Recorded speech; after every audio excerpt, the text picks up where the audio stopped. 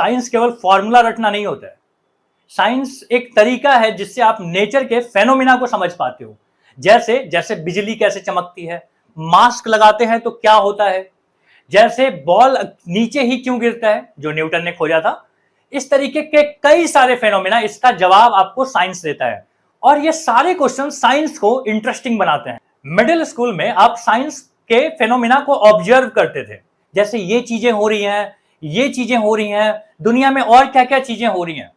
But अब जब आप सेकेंडरी क्लास में पहुंच चुके हो, मतलब 8 के ऊपर जब आप जा चुके हो, तो आप केवल फेनोमेना को ऑब्जर्व नहीं करते, आप फेनोमेना के रीजन्स को भी ढूंढते हो कि ये चीजें कैसे हुई हैं, उसके पीछे के रीजन्स क्या होते हैं। और साइंटिस्ट इन चीजों को कैसे देखते हैं, साइंटिस्ट इन चीजों को ऑब्जर्व करते हैं, उसके हिसाब से वो कैलकुलेशन बनाते हैं, फिर वो डेटा कलेक्ट होता है और फिर जाके ना एक लॉ में कन्वर्ट होता है। अब देखो, रियल वर्ल्ड जो है ना, ये बहुत कॉम्प्लेक्स है। अब इस कॉम्प्लेक्सिटी के साथ पढ़ना ना अपने आप में एक डिफिकल्ट चीज हो सकता है, तो इसके लिए हम लोग यूज करते हैं मॉडल्स। अब देखो मॉडल्स कैसे बन रहा होता है, जैसे मैं आपको बताता हूं कि देखो, अगर आप डायग्राम बनाते हो बॉल को, तो बॉल को आप क्या बनाते हो, एक पॉइंट जैसा, ठीक है।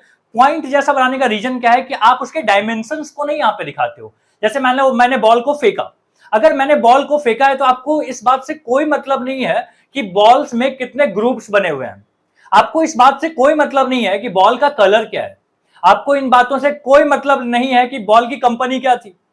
तो समझ पा रहे हो कि ये सारे कॉम्प्लेक्सिटी से बचने के लिए हम बॉल को एक छोटा सा पॉइंट ऑब्जेक्ट मानते हैं, मतलब हम मॉडल्स बना के सोचते हैं, ठीक है।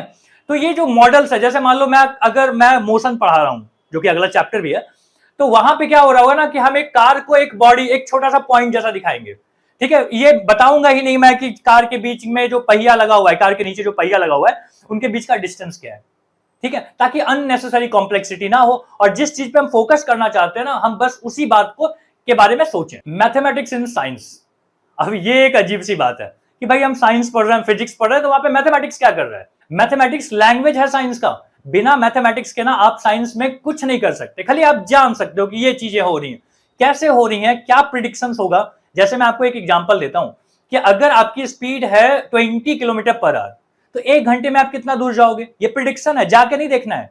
तो प्रिडिक्शन कैसे निकालते हैं कि हम क्या बोलेंगे कि 20 किलोमीटर पर आवर इंटू 1 से क्या मिल रहा होगा, आपको डिस्टेंस मिल रहा होगा। मतलब पता है ना, distance is equal to speed into time होता है। तो डिस्टेंस निकालने के लिए स्पीड हमको दिया हुआ है और टाइम भी दिया हुआ है, दोनों को कैलकुलेट कर लिया, दोनों को मल्टीप्लाई कर लिया और इस तरीके से हमको क्या मिल गया, डिस्टेंस। तो आप समझ पा रहे हो मैथमेटिक्स यहाँ पे क्या रोल प्ले कर रहा है। आप प्रिडिक्ट कर सकते हो, बिना उस एक्सपेरिमेंट को किए आप प्रिडिक्ट कर सकते हो कि इनका आंसर क्या आएगा। यही काम तो है मैथमेटिक्स का। साइंस में 3 चीजें होती हैं, लॉ, थ्योरी एंड प्रिंसिपल। तो ये तीनों चीजें क्या होती है ना, इसको थोड़ा सा समझो। लॉ, जैसे न्यूटन के लॉज हैं, क्या क्या लॉ है, first law, second law, third law, पढ़ना है हम लोग को ये। तो वहां पे क्या दिया उन्होंने, एक लॉ दिया है, ठीक है, सेट ऑफ लॉज दिया है। तो उसमें क्या बताया है कि देखो, अगर छोड़ो उस बात को, ठीक है। अब एक थ्योरी होती है। थ्योरी क्या होती है कि हमने कई सारे एक्सपेरिमेंट्स किए और उससे कुछ ऑब्जर्वेशन निकाला और इस चीज को समझाने का ना हमने एक कहानी बना लिया, तो ये क्या हो गई, हमारी एक थ्योरी हो गई। अब प्रिंसिपल क्या होता है ना, ठीक है, ये स्कूल वाले प्रिंसिपल नहीं है, ये प्रिंसिपल क्या होता है ना, ये क्या एक ब्रॉडर एरिया हम लोग को बताता है, ठीक है। जैसे law of conservation of mass, ठीक है, तो इस तरीके के लॉ बन जाते हैं, ठीक है। तो अब साइंस जो है ना, ये हम लोग को प्रिडिक्शन करने में भी हेल्पफुल होता है। जैसे कि अगला बार चंद्र ग्रहण कब लगेगा, सूर्य ग्रहण कब लगेगा, कल का वेदर कैसा होगा, इस बात को भी हम जान सकते हैं साइंस को यूज करके।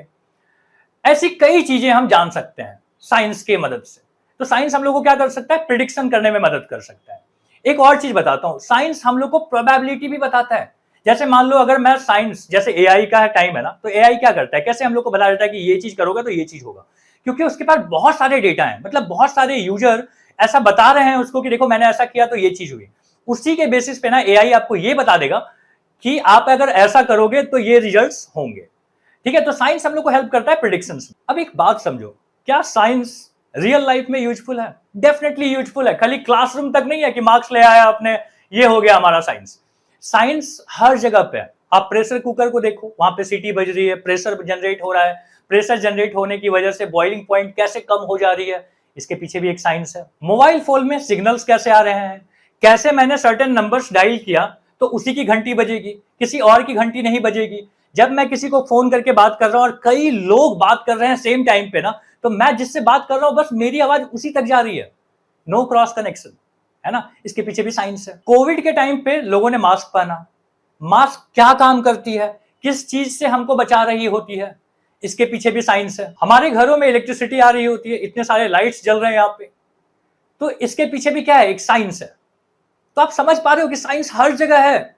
आप मेरे को कोई भी घटना बताओ, मैं वहां पे बताऊंगा कि इसके पीछे क्या साइंस है और कितना बेहतरीन साइंस है। साइंस एक जर्नी है जिसमें क्यूरियोसिटी होगी, जिसमें सवाल होंगे, जिसमें क्वेश्चंस होगा, जिसमें एक्टिविटीज होंगी। आपके टेक्स्ट बुक में बहुत सारी एक्टिविटीज है, उन एक्टिविटीज को कोशिश करो कि करके देखें और उससे क्या लर्निंग्स आती है ना, इस बात पे भी बहुत ध्यान देना। तो एक साइंस का स्टूडेंट कभी भी सवाल पूछना नहीं छोड़ता। तो यहां पे कमेंट में लिख के बताओ मुझे कि आपके क्या क्वेश्चंस हैं।